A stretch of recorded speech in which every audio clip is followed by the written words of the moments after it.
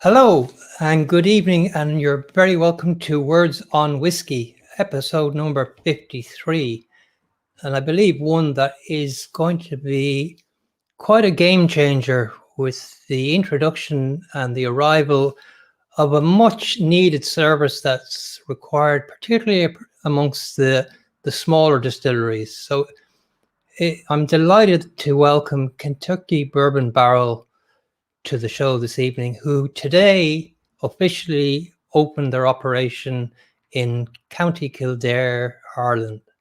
And we have both the founder and the head cooper on the show this evening. And should you have any questions, please do let us know. We'll be delighted to answer any questions. And I'm sure a lot of people will be curious as to what it actually means for the Irish whiskey market and how they're going to influence that. So look, I'm delighted to welcome our two guests this evening. So we have Ian and we have Tim.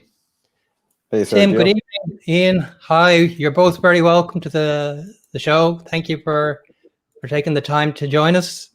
Good evening. Thanks for having us. Well, no, thank you for deciding to come on. Let's get rid of this news. There we go. So you're welcome. Congratulations. It's a very significant day for yourselves and I believe for the Irish whiskey sector. How did today go? Ian, I'll let you answer that since you're over there in Ireland. Sorry? I'll let you answer that, Ian. How was your first day in official business in Ireland? Good. It feels good to be up and going. Long time in preparation, getting ready to have the doors open, but very happy. Yeah, well, congratulations. And of course, we met before when you were working in Kilbeggan doing your apprenticeship under John Neely. And I was, yes. I'm sure he would have been very proud to see your accomplishment today. And, you know, he is in our mind, definitely. And he was a fantastic, I'm sure, mentor for you. Yes, he was.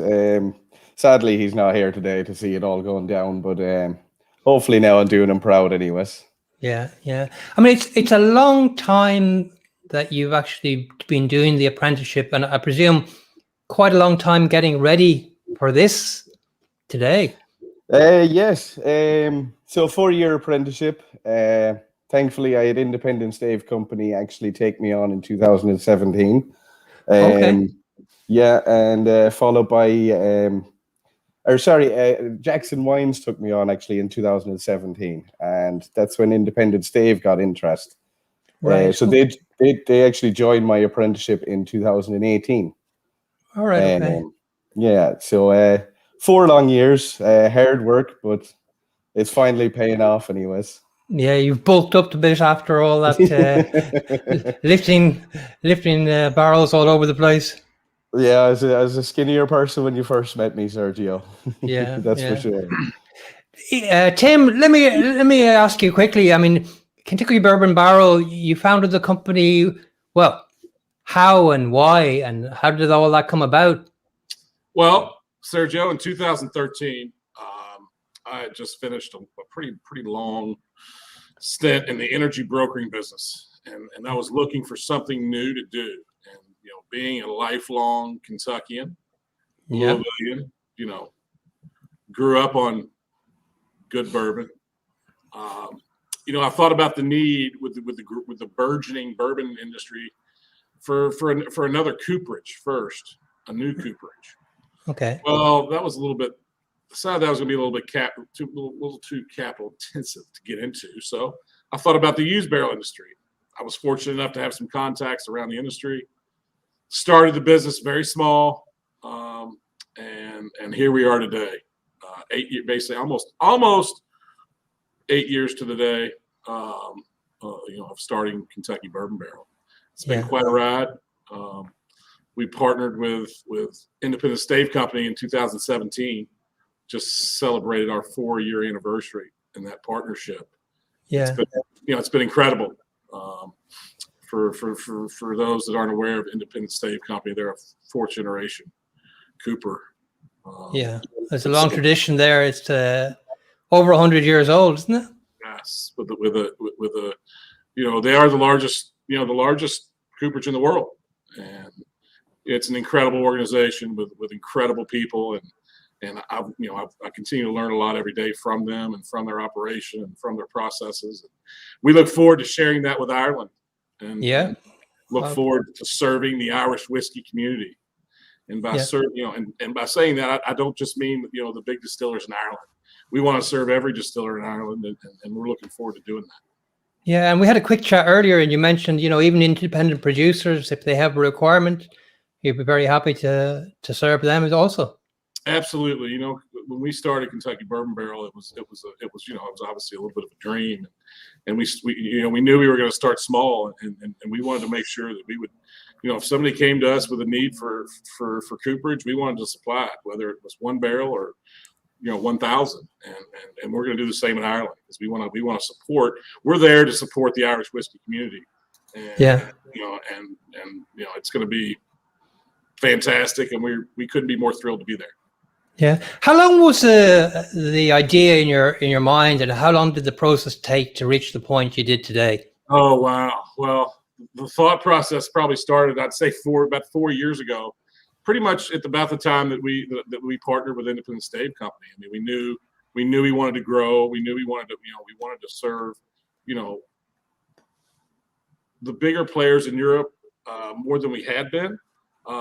We figured that, Ireland was the place to start that. So, the conversation started. I made a trip over there in 2019, and had some conversations, and we started the process. Now, obviously, with COVID, that slowed the process down, dramatically. But I feel like that, with the grand opening today, we are going to hit the ground running.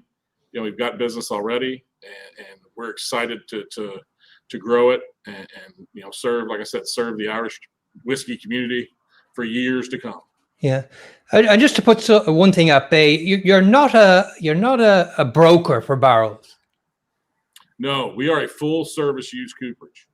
Meaning Right. we're gonna, we just like we do in Kentucky, we're gonna bring these barrels in Ireland, and we're gonna inspect them, and we're gonna cooper them, the ones that need to be coopered, and then we're gonna ship them out as select barrels, select high quality fillable barrels to the Irish whiskey distillers there in Ireland.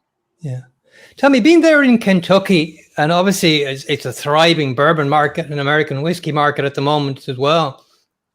How aware over there are people of the success of Irish whiskey, and how do they interpret Irish whiskey?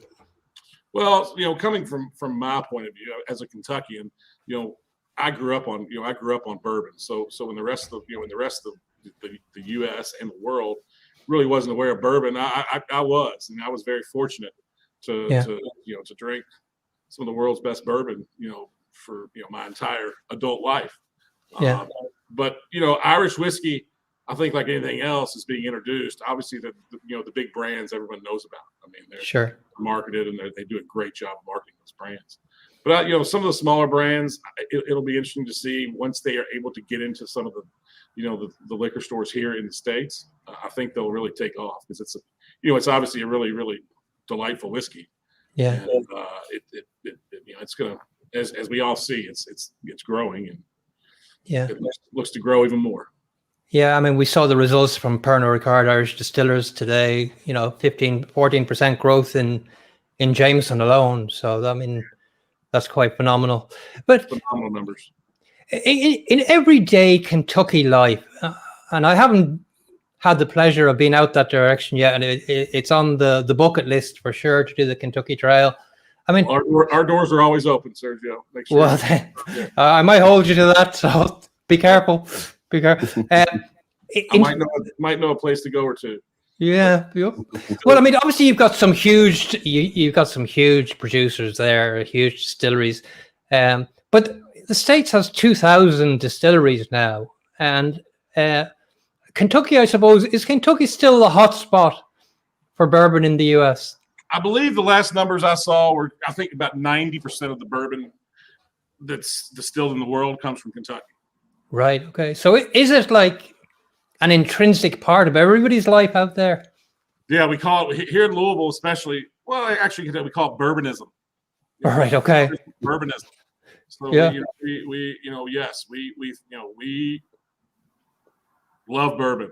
We love everything about it. We love, what it brings to the state. I mean, the economic impact that it's brought to the state of Kentucky is mind blowing. It's and it continues to grow, weekly.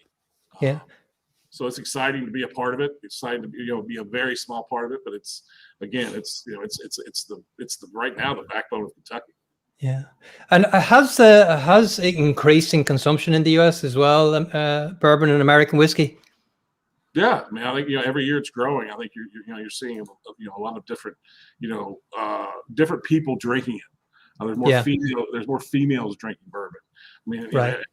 A lot of just different ethnic groups are drinking bourbon. It's growing in popularity. In the U.S. as is, I'm sure, Irish whiskey is in Ireland. Yeah. Yeah. And what are the noticeable trends that you're seeing, both from a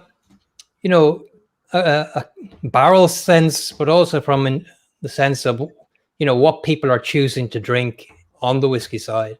What are the trends you're noticing out there? Well, the trends I'm noticing are that people are continue to taste and try new brown spirits. Of course, in Kentucky, that's bourbon. But around the world, it's also Scotch, Irish whiskey, even tequila. Yeah. Me personally, I'm a big fan of aged rum. I love aged rum. They use bourbon barrels to age that rum, which is great, and that's another fantastic product being aged in a used whiskey barrel. And do you get these casks back?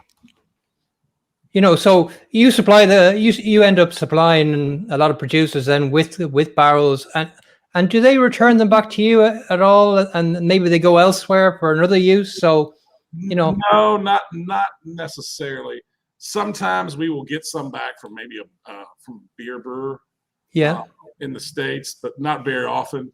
I mean, the barrels have a have a fairly long life. They've been once used for bourbon, whether it be for 3 to just say 15 years, and right. Once they come into the Irish whiskey or the Scotch whiskey market, they can be used for another 50 or 60 years before they're fully retired. I'm assuming once they're fully retired, they're just they're recycled into different things. Yeah, I mean, that's one thing I wanted to talk about later on, maybe the sustainability side of which is of course becoming ever more important. We have our first question in here from Liam. And I think I had asked you the very same question before if we had a chance to. Will there be a visitor center? Well, first of all, Liam, thanks for tuning in and thanks for the question. We do not have immediate plans for a visitor center, but down the road, absolutely, we hope to have something where we can showcase our used cooperage in Ireland. Yeah. Well, I'll just ask Ian there, in terms of the casks that you're dealing with, and how varied are they, and how different is coopering in the US to coopering here? Because I presume you spent some time in the US as well, did you? No, unfortunately, COVID put a hamper on that plan. I was actually supposed to be over earlier this year, right. But of course, COVID has its way with that. From the setup I'm looking at, I'm doing a lot of looking at Tim's cameras to try and figure out their systems and things. It's a lot different from where I've come from. Right. As you know, with John, there really wasn't much machinery involved. Yes. So it was quite hard to get a quantity out. So what we're about to do now, it's really going to up the numbers while they've been able to keep the quality barrel is same as what we're doing before. We still put in the same effort, still look for the same quality. We just have more machinery to help us with it. Yeah. But it is quite different to what I'm used to. I have been to Scotland, and even their systems, it is 100% different. Yeah. So that, until I can actually get to the States, that'd be one of my greater challenges to try and actually set up and work an American system without actually having seen it in person myself. Yeah. Now, hopefully, COVID goes away for a little while, and I will get over. And I'm sure they'll want you over. Yeah, I'm sure.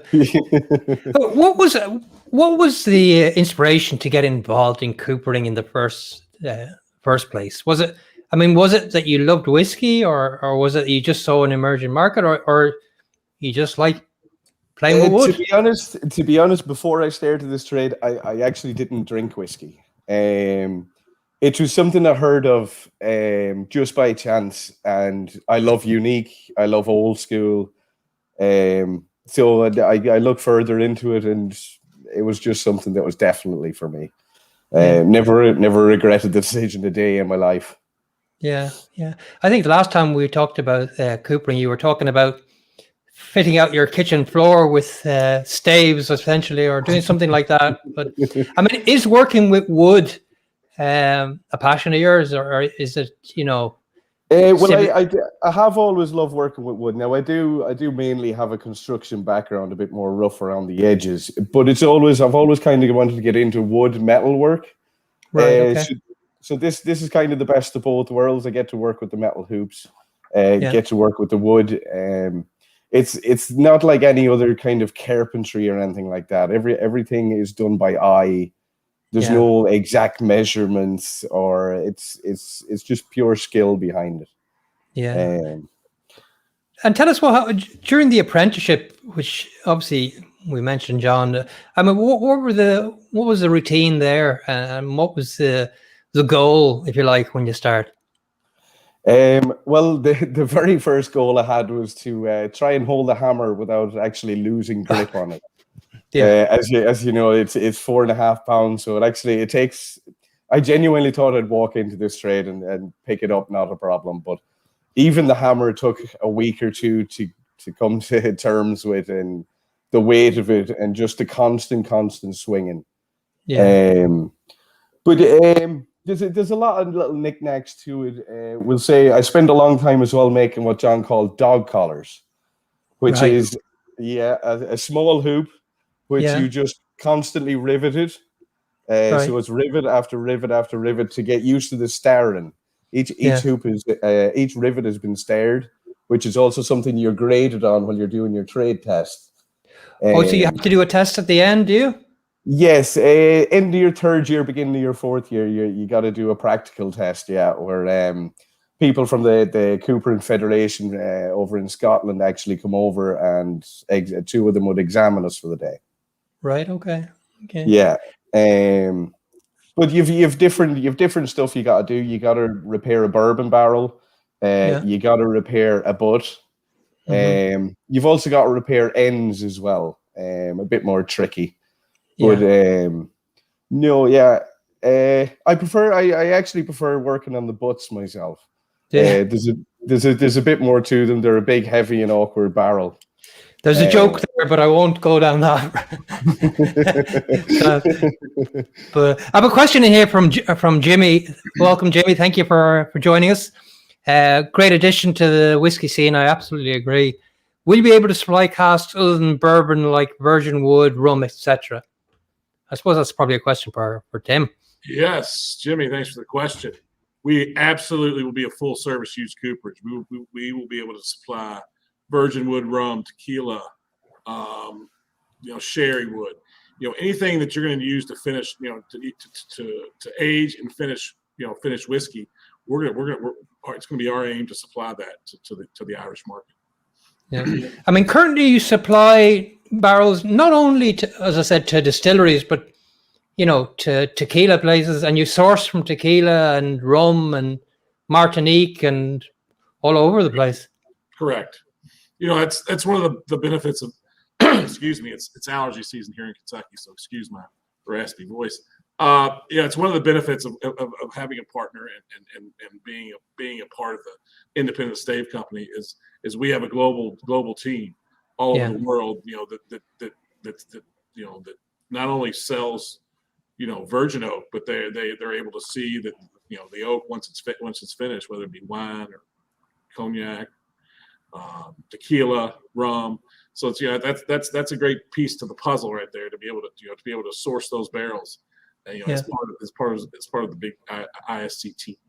Yeah, I mean they're obviously a massive company, and there's a lot of subsidiaries within it as well. I noticed, and but they must be the largest sourcer of forestry, essentially in the US.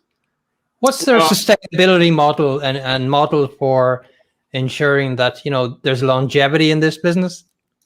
Well, it's obviously a very, very important piece. A part of a piece of the puzzle to Independent Stave Company sustainability. I can't speak to specifics on what exactly they do, but I'm very, very aware of the sustainability programs they are in. As far as oak solutions to with trees and sustainable harvesting of oak, and it's very, very, very important to ISC to make sure that this industry is going to last forever. Yeah. So this is Simon Paul from Italy just saying hello. So we've got people from all over the world at the moment. Tell me, one thing that I'm curious about in terms of producing barrels and offering them to companies that are not necessarily in the whiskey business. Are there different characteristics of that barrel that are required for different businesses, or is it the same? Well, I mean, every barrel is a little bit different. Whether depending on whether obviously if it's a bourbon barrel and where it's from, whether it's a 3-year-old bourbon barrel, 4-year-old, 6-year-old, 8-year-old, 10-year-old, what distiller it's from, whether it's what toast is it, or has it been toasted? What char does that distillery use to make their bourbon? There is a lot of chemistry obviously involved in making whiskey, and it's really I've sat through the classes that are way over my head when it talks about the actual chemistry involved, but it's amazing what you can do to a barrel just with heat or fire to make the whiskey taste different. Yeah, and the different distilleries that you deal with, maybe you can mention a few of them there. Sure. But we deal with all the major distillers here in Kentucky for sure. As far as the Jim Beams, the Maker's Marks, Jack Daniels, I presume. Jack Daniels, absolutely. Woodford Reserve, Wild Turkey, Buffalo Trace. So we deal with all the major distillers here. Yeah, Ian, can you give me an example or kind of talk me through what some of the, you inspect every barrel that comes in, do you? We do, yes. We start off with an ear and visual test. Right. So cracks on staves, broken heads, even stuff you can't see, where we'll have an air leak coming out when we're pressure tested. So you force air in and you check for the leaks, is it? Exactly, yes. So then it either gets failed or passed. It gets failed, it goes right down to our coopers with appropriate marking on them to know exactly what to do, what to change. Yeah. They get coopered then, and they get filled with a bit of steam or water just to swell them up a bit. And they go then for a second test, second pressure test, just to be sure that there's zero leakage before they leave the cooperage. Yeah. I mean, what happens is most of the damage that occurs in a cask, is it due to transit, or is it just maybe other damage that's occurred, or they've worn out, or are they due to the spirit? You could have all different things. Now, transit wouldn't be one of our biggest things. Just over time, you have staves cracking right around the middle of the barrel, just over time. Other things, they might get a bash. You might have rusty hoops, even just down to pinholes in the wood itself or porous wood. Yeah, it really could be a range of anything. Yeah, and is it? I mean, if you take a barrel and you inspect a barrel, is it generally the whole barrel that's affected, or is it sometimes just one particular stave, or maybe the hoop, or? A lot of the time it'd actually be just one stave or maybe a hoop. But yeah, generally it wouldn't be much. Like even anything over 20% of the barrel, it will be a lot. Right. Okay. Yeah. And is there a particular distillery that you say, oh no, please don't please don't get me barrels from there, or are distilleries producing different quality casks, or do they arrive in different condition from different distilleries, or it varies just across the board? In my experience, it's just kind of either this container or that container. It's just look at the draw in my mind. Sergio, I think I could answer that by saying that the barrels come from certain producers. Obviously, the most of the barrels we deal with come from Independent Stave Company. Sure. But really, what matters when aging a barrel in a rick house is where is it in the rick house? Yeah. Is it close to the floor? Is it the ceiling? Is it close to? Is there ventilation? Yeah. Is it clocked? Or does it sit? Same way for its entire 5 years of life. But all that's very important to the health of a barrel. Because if there's not proper ventilation, you're going to get a lot of rust on the hoops.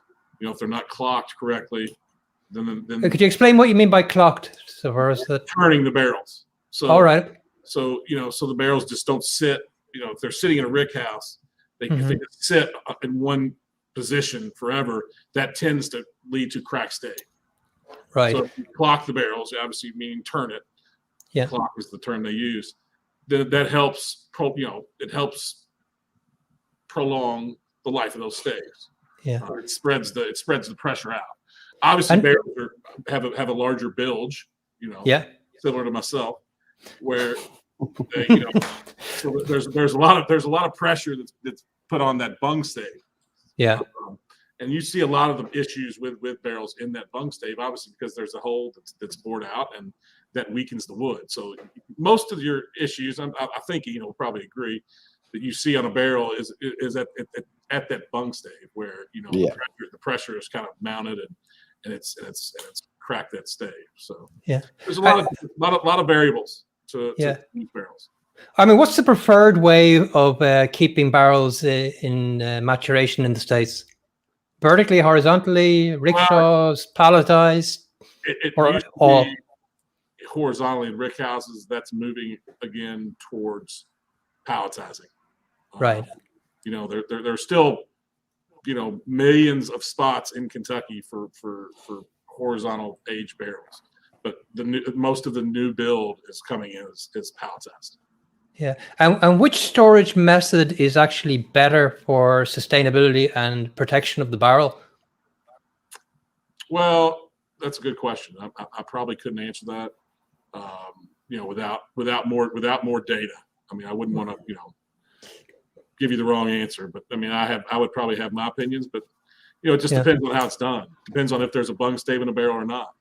If there's a bung hole in the barrel or not. When it's stored palletized and there's a bung stave, obviously there's a lot of pressure being put on that bung stave, with the pallet stacked on top of it. If there's not a bung stave, then there's not nearly as much issues with leakage and other things. So what's Ian, I suppose maybe what's the weakest part of the barrel? Is it around the bung stave or is it around the head or what parts? Oh, it'd be. I definitely say the bung stave would be your weakest part. Yeah. Generally between your two bilge hoops, so they'd be your two middle hoops. That's generally your weaker part of the barrel. So as Tim was saying, palletizing happens a lot. But the higher the pallets, the closer them two hoops need to be together to support that weight. Oh, really? So you actually, with that in mind, repair the hoops based on where they're going to be on the pallet? If I generally know that they're going into a warehouse stacked really high, I'll try and keep the bilge hoops a bit tighter together. Yeah. Just for that extra support. Yeah. Yeah.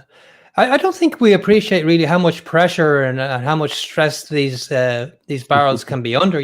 They're stacked 6 high, and with the temperatures changing and so forth, a lot of pressure can build up and really expose the weak points.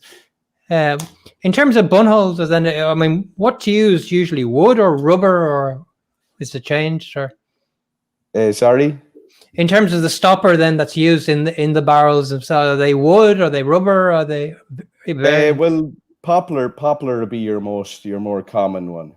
Right. Okay. I believe it used to be oak used to be the most popular one, but due to cost and things like that, they started using poplar. Yeah. But I believe oak is starting to slowly make a return again. Okay. Yeah, I think Ian's right on that. I think you're starting to see oak kind of make a little bit of a return. Yeah. Just one question in here from Rose Lawler. Just wondering, how many barrels would the Coopers be expected to repair in a day? Be very careful, Ian. Well, it kind of varies down to equipment, your different systems you have in place.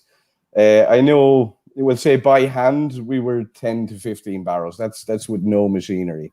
Right. I have been in places in Scotland where you're looking at maybe 30 a day.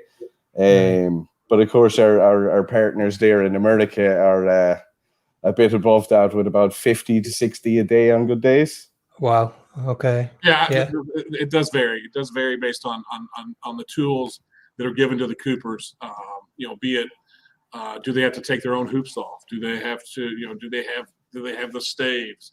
That they need. Very close to them. Do they have a great planer? Do they have a there are a lot of variables, but Ian's correct. I was from a guy like that does it just by hand, purely by hand. Yeah. 10 to 15 barrels a day to a guy that is really hustling, that's really working hard, could do almost probably 60. Yeah. I mean, an experienced Cooper, then they do it all by hand, do they? Is everything done by hand? An experienced Cooper, well, again, you'd have your certain. Myself, up until recently, I done everything by hand. But it adds so much stress to the body. You got the 4.5 pound hammer. You're lifting. It's basically an extension of your arm. But over the years, it takes its toll. You're going to slow down again with that. So that's why you look for equipment to kind of protect the body as well as get volume. Yeah, Sergio, what we're trying to do at Kentucky Bourbon Barrel, along with the help of the amazing engineering team at Independent Stave Company, is we've tried to over the past 4 years that we've been partners, bring the used coopering business into the 21st century. If I could share with you, the Cooperage, my Cooperage here in Louisville, where I'm sitting and I'm looking at the camera, we try to be as employee friendly as possible. We want Ian to be able to cooper these barrels for several years.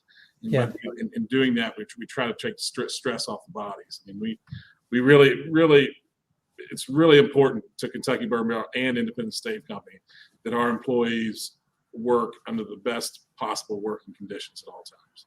Yeah. Speaking of working, I mean, how much employment are you bringing to Newbridge? How many have you started off with? Currently, there's just the two of us, myself and Ray. But we will be we'll be looking for a lot more staff now coming recently. Different kinds, from apprenticeships to general operatives, testers, all different kinds. You can actually apply to careers at KBB Ireland if you're interested in helping us out and getting your career started. Yeah, I'm sure. I mean, the apprentice becomes a teacher.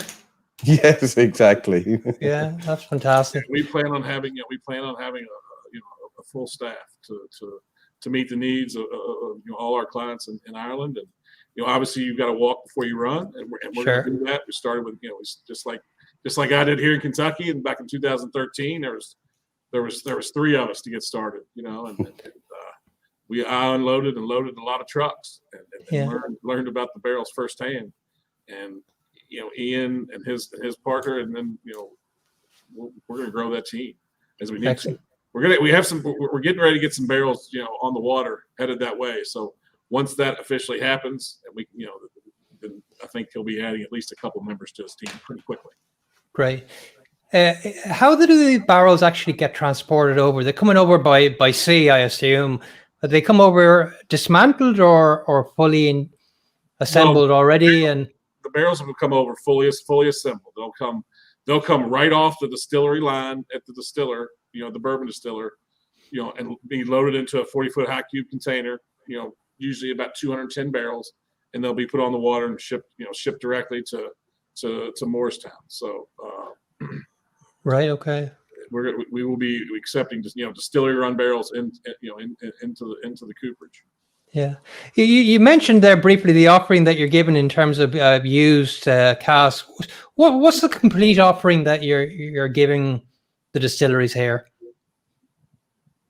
Complete offering meaning specific types of barrels. Yeah, in terms of specific barrels, in terms of repair service, in terms of first and foremost, any barrel that we sell to a distiller, be it like I said, be it 1 barrel or 1,000, we're going to stand by that barrel. And if there's a problem, when we deliver that barrel and they're trying to fill it, we're gonna fix it. Right. Another reason why we want to be boots on the ground in Ireland, because we want to be able to service our customers, and we want them to have the confidence that when they buy barrels from Kentucky Bourbon Barrel, that if there's an issue, we're going to fix it. Yeah, but you're also looking to provide high quality in the first place. Absolutely, that won't have to arise. But we all know it's a used product, and with used products, there's issues are going to come up. But we're not afraid of that, but we are going to fix it. Yeah. Again, that's another reason for us to be in Ireland, so that the producers in Ireland can feel confident that that their barrels are going to work for them, and they're going to be the highest quality used barrel in the market. Yeah. Are you also then the outlet for sourcing barrels then from some of the subsidiaries of Independent Staves, or some of the new ones as well? So can people get new casks if they want them, virgin casks? Absolutely. The lead time on new cask will be a little bit longer, but we will be absolutely supplying virgin oak to the Irish market, and look forward to doing it, as does Independent Stave Company. Yeah. In terms of availability of cask, is the demand huge, and can it be maintained? And I suppose one of the big questions would be does the bourbon industry have to use virgin oak casks, and is there any possibility of that changing? Obviously, I think there's always a possibility of that changing, but I don't see that changing in my lifetime. Yeah. I think it's part of the bourbon heritage. It's what makes bourbon. It's got to be put in a new oak cask, American oak cask.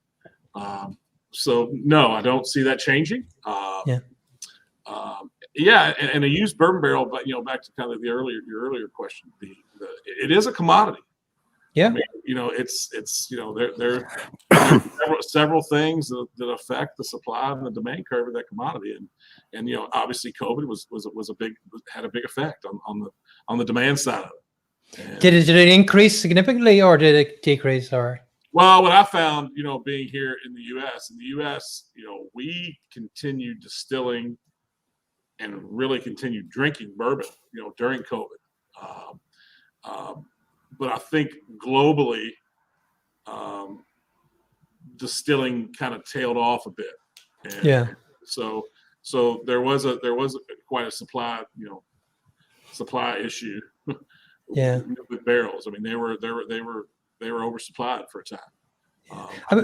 That's leveled out. What affects the price of a barrel? Other than, obviously there's a supply element of it, supply and demand element. But what are the factors that? So I come to you and say I want to buy a barrel.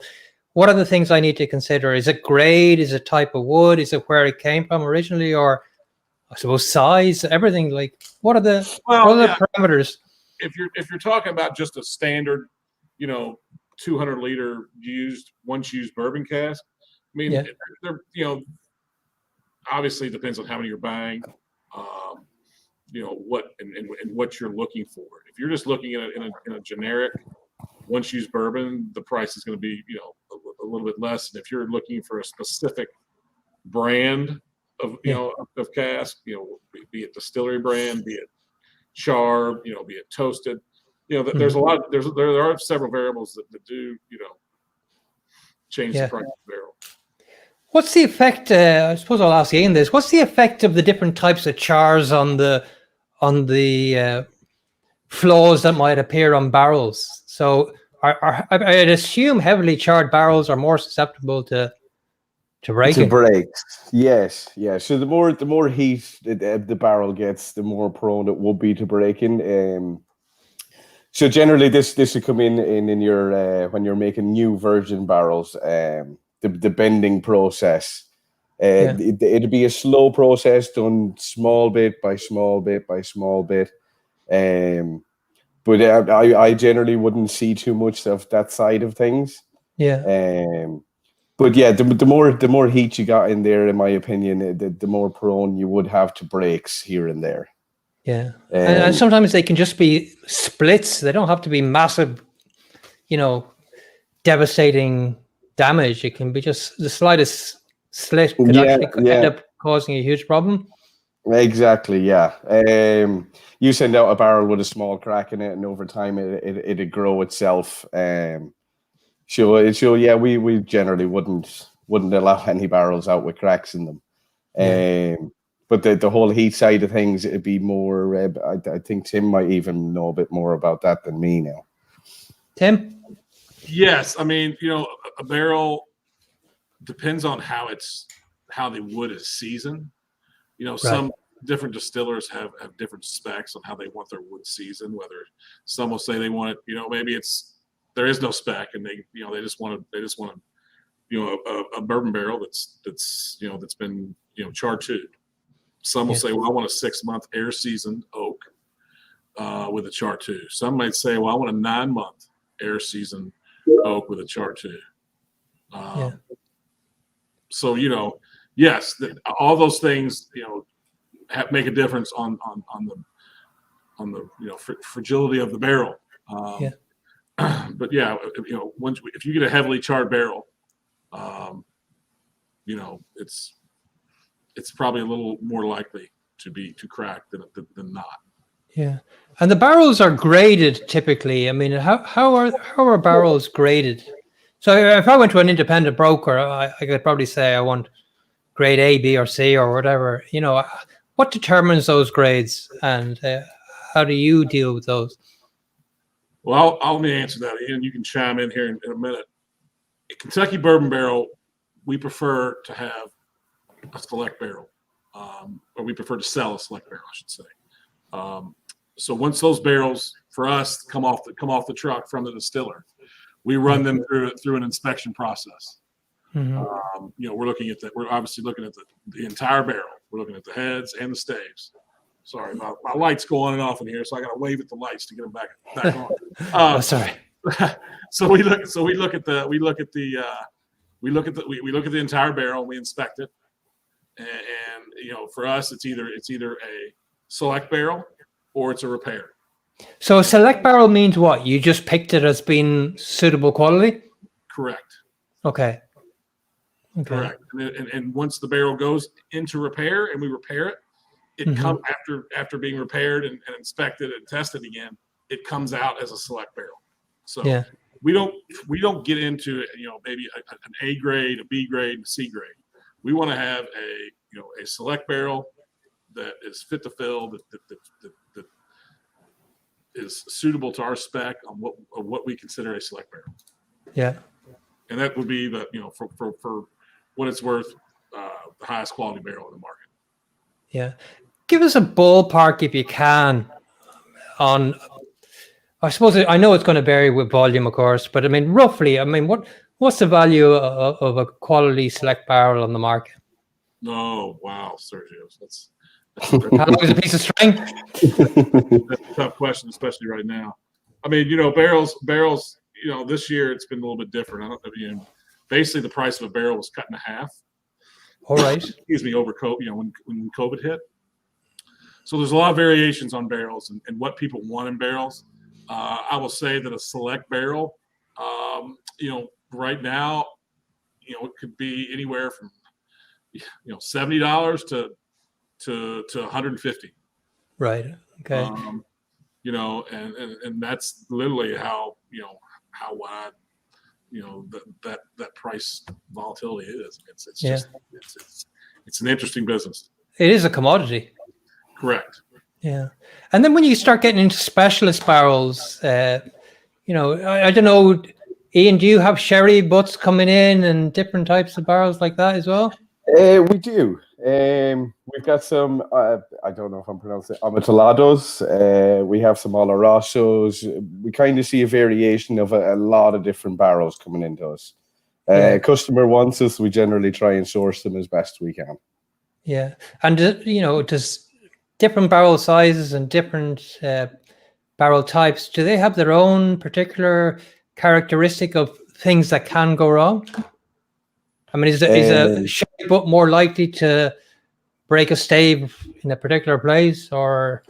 Well, you'd normally see a port butt or a sherry butt, but the bigger the barrel, the more pressure they're under. A lot of people are sourcing them as well for the particular kind of liquid that was inside, but the specific barrel could be 40 or 50 years old, depending on exactly what you're looking.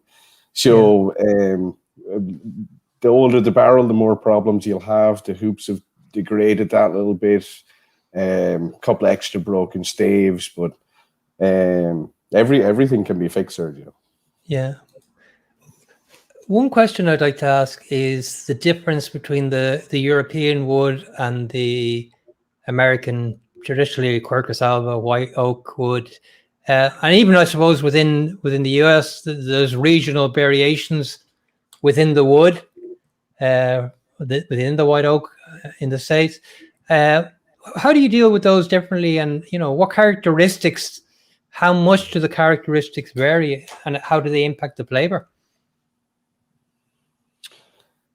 Ian, you want me to answer that? Well, in my experience, the flavor, there would be, the notes would be a little bit different, but flavor-wise, I wouldn't be able to give you too much. I don't have much experience on that. But generally, for me, it's grain I look at. One has a tighter grain to the other. But apart from that, flavor and stuff, maybe Tim could answer this one a bit better. I'm going to be completely 100% transparent here, Sergio. Yeah. I don't know the answer to that flavor profile. I mean, I could probably make it up, but that wouldn't be, No, let's not make it up. Wouldn't be do your listeners any good. I can just tell you that what I can do and what I'll be happy to do is, as we do have somebody that works for Independent Stave Company that can answer all these questions. I saw that online, actually. I was looking at that. So I think he would be a phenomenal guest on your show. And yeah, I would be happy to set that up for you. And I think your listeners would love to hear more about the science behind it all. Yeah, that would be fascinating. I think, we'd definitely love to have that. Definitely to learn to.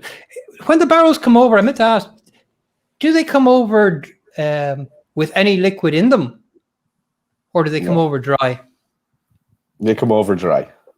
Right. Okay. Yeah, we generally get dry barrels from the States. And can they be too dry? Can that cause issues? Do you have to water them to get some moisture back into them when they're over? Or? Yes. And now, generally speaking, once the barrel is emptied and it's corked and it's kept airtight, you generally won't have too many problems. It's if you get a barrel with a bung out, it has let too much air in, it will be drying out, and the staves will be starting to split from each other. But generally speaking, once it's bunged up and it's airtight, there's not much of a issues around that. Yeah. And you're looking for customers, obviously, within Ireland, and you've got an ever-growing array of distilleries opening up.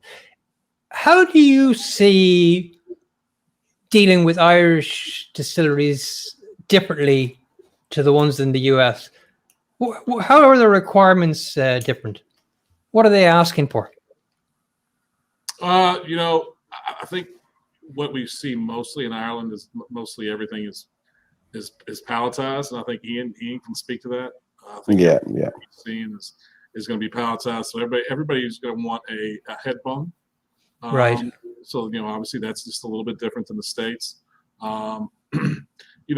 Once we get into this a little bit more and start to service more of the market, I think I'll have a better answer to that question. But right offhand, I know for sure that the majority of Irish producers now are palletizing. Yeah, definitely. How have you been welcomed, I suppose, by the locals? You've been there a while, Ian, I guess. So how long have you been in Kildare? Well, I've actually only moved up here about 3 to 4 weeks ago, so it's a big move from me from the West Coast. Yeah. But no, I gotta say everyone's friendly. It's a lovely little area, not too busy, not too quiet.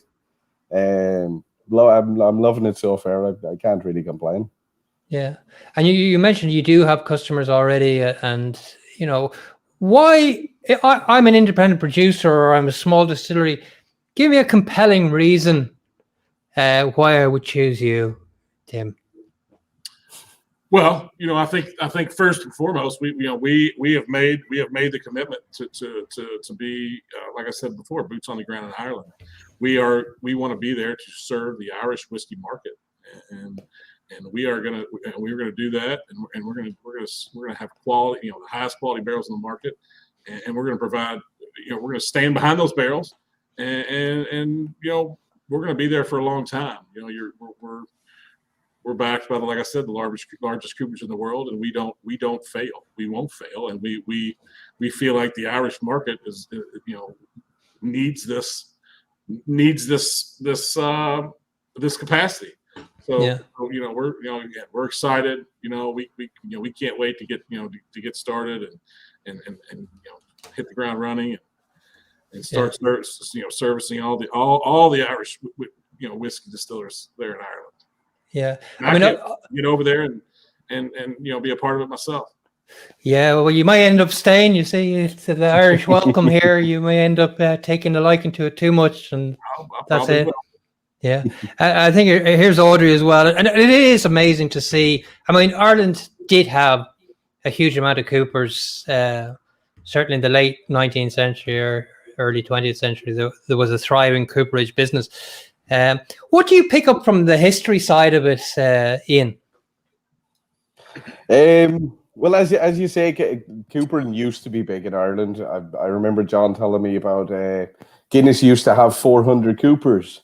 When he came over, when he came over in the 90s, it was really a dwindling thing. When I started my apprenticeship, including myself, there was just 5 coopers in the country.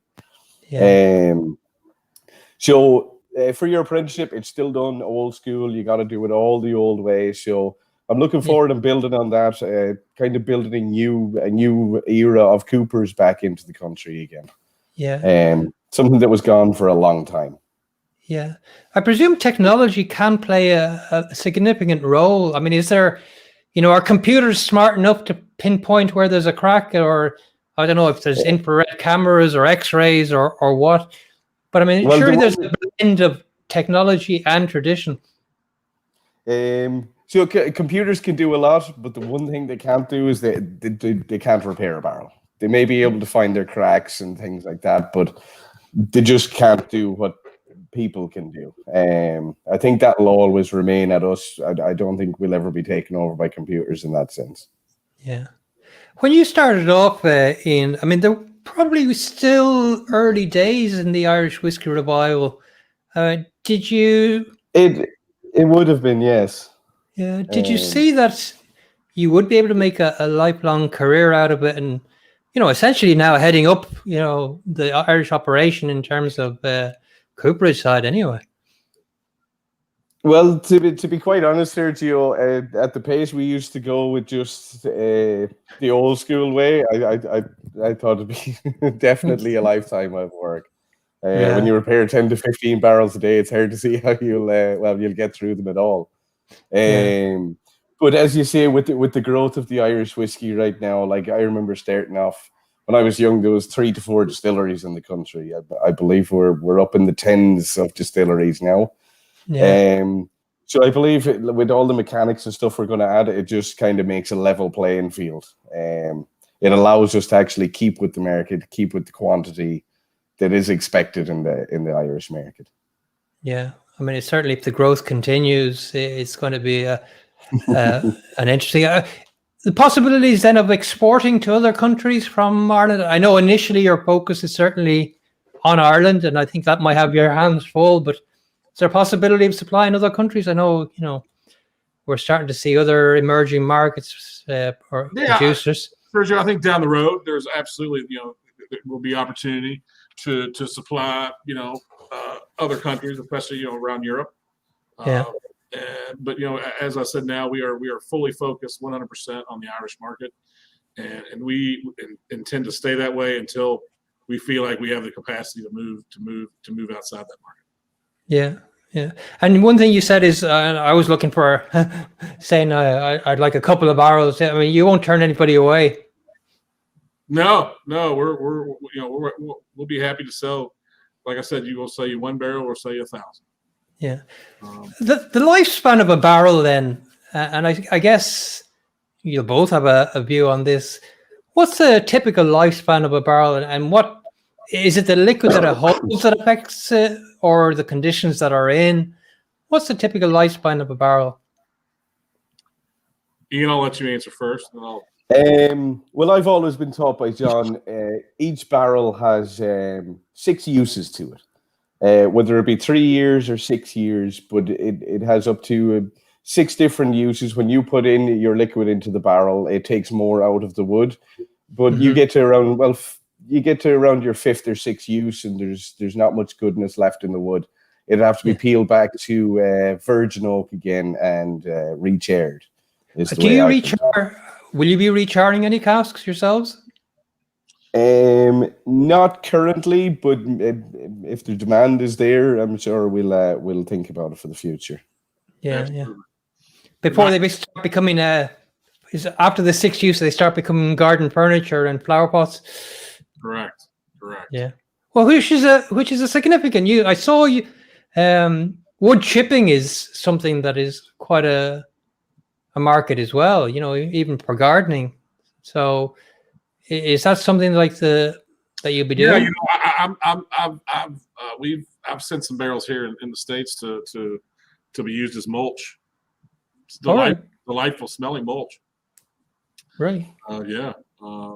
It's pretty expensive mulch, but if at the end of a barrel's life, I mean, it's there's going to be reuses.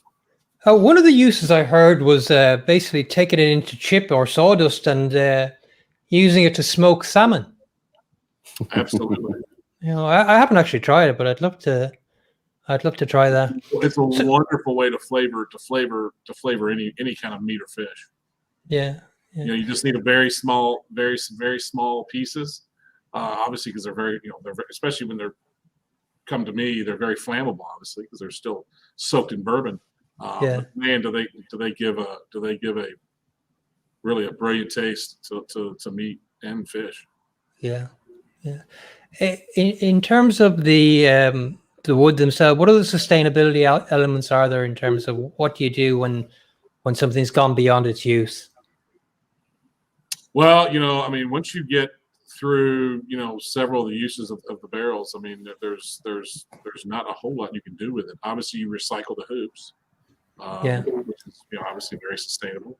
And the wood is is either it decomposes, or it's made into a flower pot, or it's burned for fuel, or it's made into wood chips, or the lifespan of a barrel is very, quote, sustainable. It's what we're doing to a barrel in its first, second, third, fourth, fifth, sixth use is recycling it.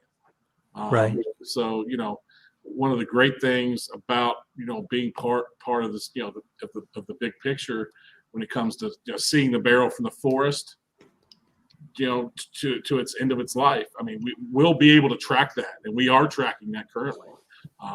So we'll, eventually, it'll be our kind of our goal to be able to track, the barrel, like I said, from the tree, to where it ends its life.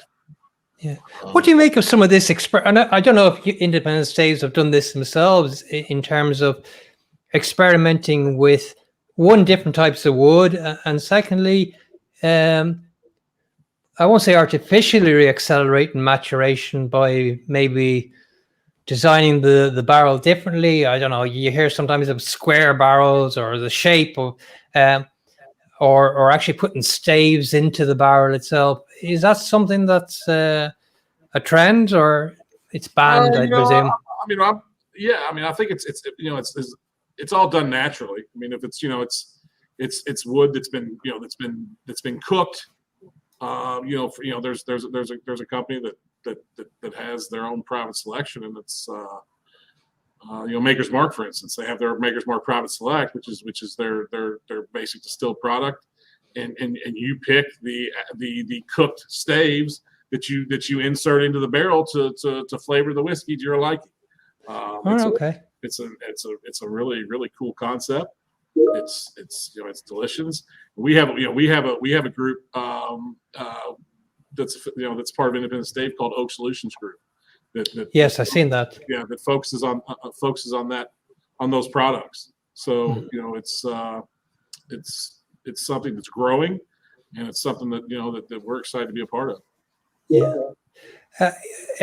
Ian, there's one question I wanted to ask you about the barrel has been around for hundreds, if not thousands of years.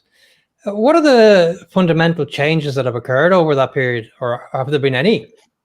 Well, yes. So the barrel came now, to my knowledge, about 2,000 years ago, which was actually a hollowed out trunk of a tree.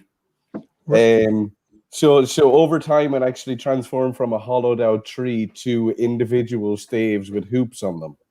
Right. Now, to my knowledge, this trade goes back that long. Not much has actually changed over the years. Just that fact. Yeah. What is it about the shape or the nature of a barrel that is so conducive to maturing whiskey? I mean, of course, they were used for, at one stage, barrels were used to store fish and other produce. It wasn't just, whiskey. Well, actually, so John used to tell me lots of stories when I was training with him. But one of them was, it was actually all discovered by accident for whiskey. It was as simple as alcohol was put into a cask while being transported across the water. But there was a greedy sailor on that ship, and he was taken out of it the whole way across. And he noticed as the transport went on, the flavor and the color had changed. Right. So then they investigated more into that, and it became your bourbon barrel for aging whiskey and spirits in it. Yeah.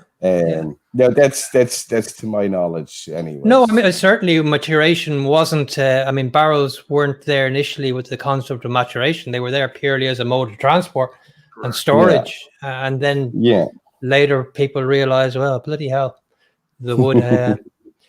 What kind of impurities do you come across? Do you come across impurities? Obviously, people talk about sulfur and, but there must be other fungal infections and things like that that you get in the wood.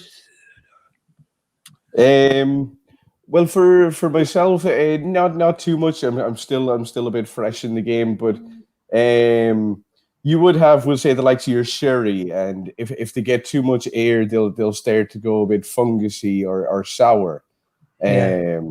Also, some people would leave water in a barrel.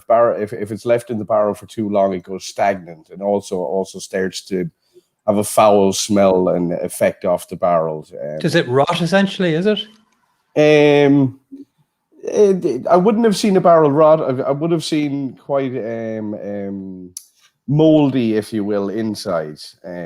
So a barrel, then it wouldn't be used after that. It'd have to be again taken down to virgin oak and recharred to try and revive the barrel. Depends on what type of liquid has been aging in the barrel. I mean, obviously, when you're aging whiskey in a barrel, there's not a whole lot of of fungus or bacteria that can grow in that. It just doesn't happen. I mean, the spirits take care of that. So that's one of the positive things about dealing with a used bourbon cask is you have to deal with that. Yeah, you mentioned you could supply finishing casks. What's the most in demand? Is it port? Is it sherry? Is it wine? Or is it across the board? Or we've seen some innovation there. I suppose we've seen more unusual casks, and that you see tequila and mezcal and Martinique rum and all the rest. What's the trend? What trends are you noticing out there? I think right now, finishing wise, you're looking at sherry and port is are probably your top two. Yeah. Follow that with rum, a little bit of cognac. Then you're getting to the, tequila is just kind of getting started. Yeah. And beers. Yeah, I guess you've seen that there's been some whiskey aged in old beer barrels. Yeah. That's, there's a little bit of trend of that in Ireland I've seen.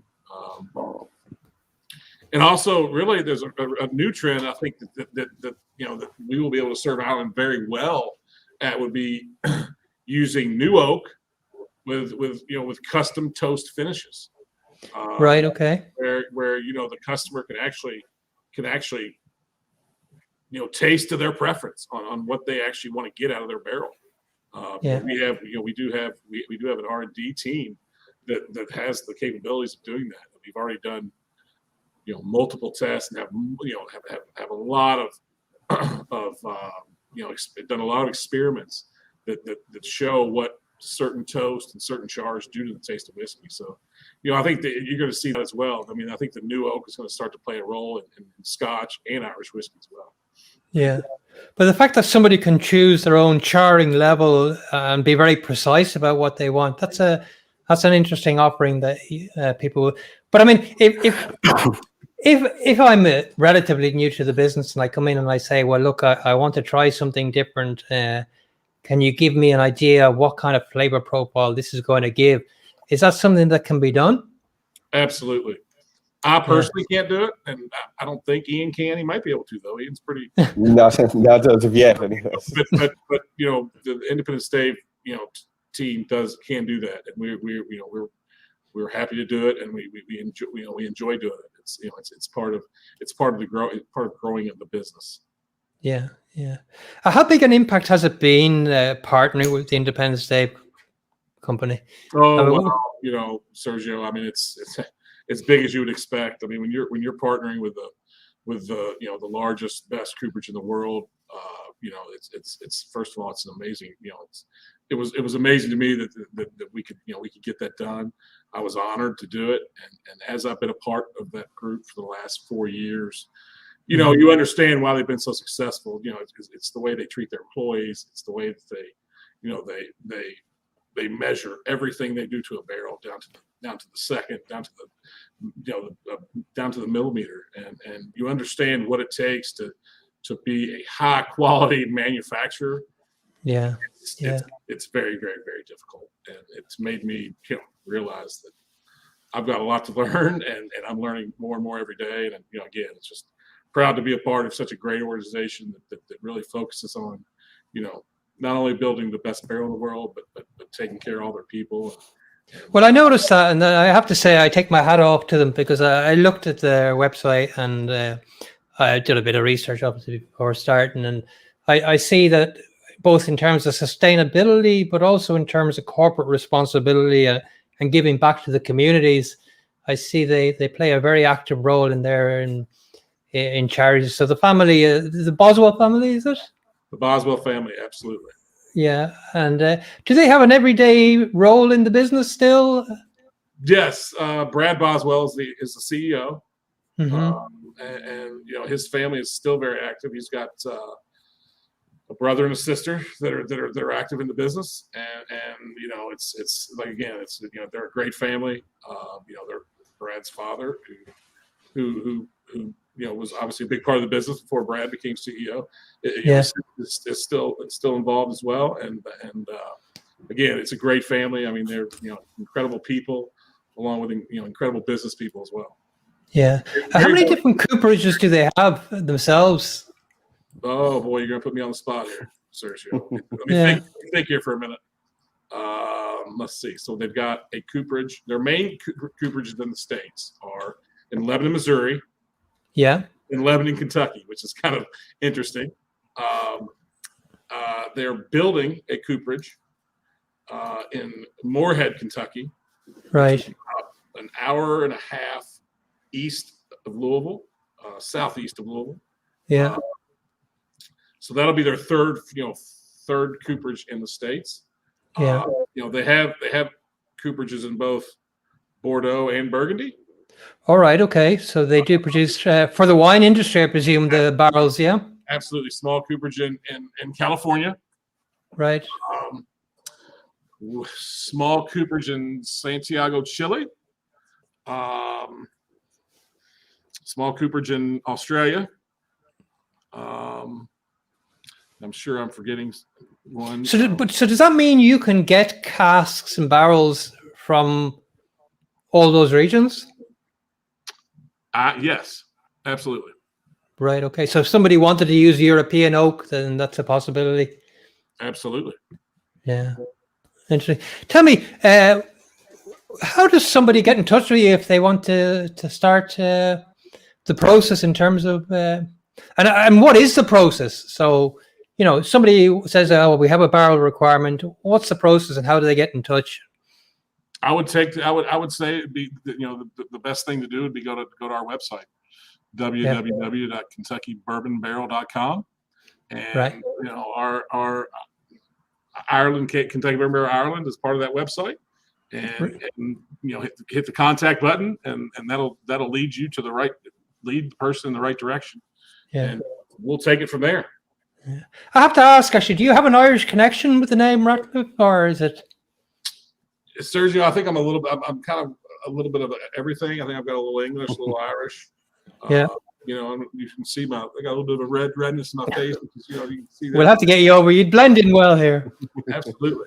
Yeah. Absolutely. So I think I do believe I have a little bit of Irish in me. So I can't wait to get over there and well, we'll have to catch up when you do come over. It would be great to meet up. And actually, and that you mentioned about getting the influence of the wood on the casks and on the spirit, that would be an interesting as well.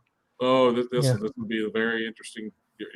I could provide you with a very interesting podcast. Our what I call our wood guy. He's sharp. He's good. He's as sharp as they come. He'll lose me. Yeah, he'll lose me. Ian, I have to say, I'm delighted for you. I know how hard you've worked, and I always admired somebody that worked with their hands and produced something, out of nothing essentially. And I think it's just great to see young people involved in a tradition and bringing it back, and a level of self-reliance and, heralding to the old days. But it's great to see young people doing it. I mean, there's a spirit of the industry as well. So, the future is in your hands, and in some extent. No pressure. No, but we're starting to see a few of the younger generation coming through now, and to actually dedicate.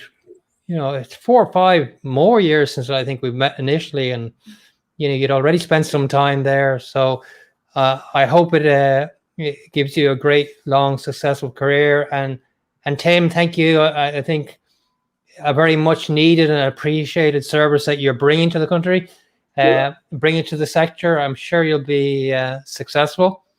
And when you do get over, I'll hold you to it, and we'll go for a dram or two, and absolutely give you the Irish baptism. And like I said before, you're always welcome over here in Kentucky. Wow. We can show you what bourbonism's all about. Yeah, we'd love to find out. So, look, anything else you wanted to add, guys? Anything anybody want to thank, or anybody out there that you'd like to pass any notes to? I want to thank you, Sergio, for having us on, and being a part of getting Kentucky Bourbon Barrel Ireland out the name out in Ireland. We're like I said before, we couldn't be any more excited about hopefully providing the Irish whiskey community with service and great barrels. And look, I'm thrilled that you're servicing not only the big players but the smaller players as well, and I think that will be a big boost for them. And in particular, the bigger players, of course, it's helpful, but they can manage it. But for the smaller distilleries, it's great to see that they have options as well. And I look forward to seeing how you progress over the next while. I mean, it's creating employment, it's strengthening the Irish whiskey sector. So I thank you for that, and I'm sure the industry will be grateful, and look forward to seeing what comes out over the next few years. So best of luck with it, and again, thank you. And we'll be in touch. Thank you, Sergio. Thank you very much, Sergio. Well, congratulations again, and all the very best. Cheers. Good evening. Thank you. Good evening. Sláinte. thank you for joining us this evening. That was interesting. It definitely opens the door for the newer distilleries, certainly with other options and anything that gives them options, and hopefully, gives them some economies so that is difficult for them to reach will be great. So let's wish them the very best, and something that's creating employment. I hope they get the support and they support you. And look, thank you for joining us this evening. I found it fascinating. I'm glad we didn't go too technical on the wood, but I'm sure we might do that and get them in on and talk about the technical element of that. I'd love to find out more myself. So if you have an interest in that, please let me know, and we'll do that. Next week we have something interesting lined up. We've gone from wood. We're going to be talking copper. So I'll leave it at that for now, but it'll be an interesting show next week as well. Thank you for joining us as always. If you have enjoyed the show, please give us a shout out, add your comments, tell us if you enjoyed the show, if you'd like any changes to the format. But otherwise, Sláinte, stay safe, and we'll see you next week. So thank you. Take care.